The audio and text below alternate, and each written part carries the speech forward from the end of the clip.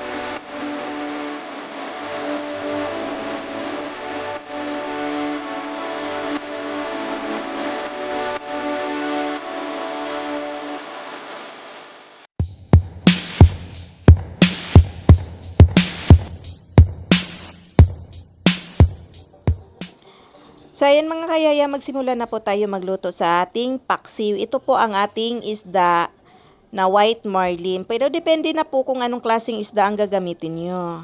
At ito po ang ating mga ingredients. So yung ano natin, yung ingredients based on my full video na lang. Tingnan nyo na lang po mga kayaya ang aking paggawa kung paano ko ginawa ang aking my own version na paksiw. Stay tuned lang kayo mga kayaya hanggang sa dulo. Sana ay magustuhan nyo ang aking my own version na paksiw.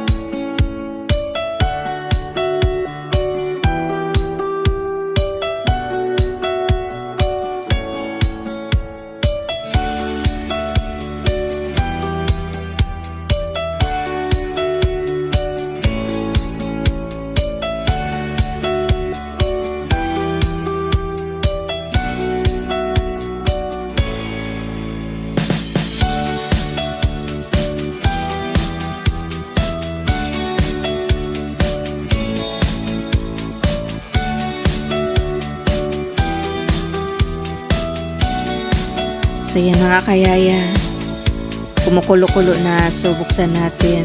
Ay, ang bango. Bango ng amoy niya mga kayaya.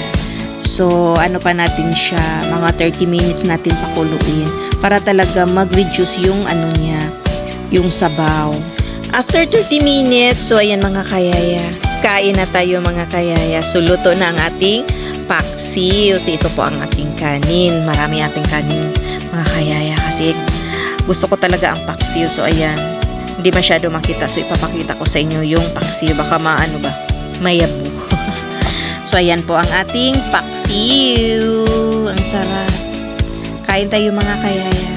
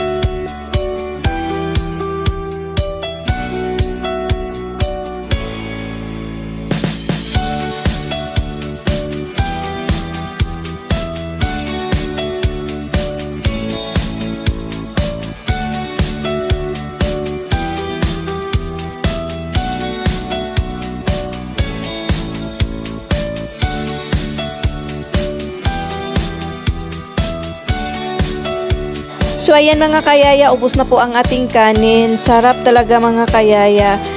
Before end this video, please don't forget to like, comment, and subscribe kung ikaw ay bago sa aking channel. So thank you for watching mga kayaya. Ingat sa lahat. Bye!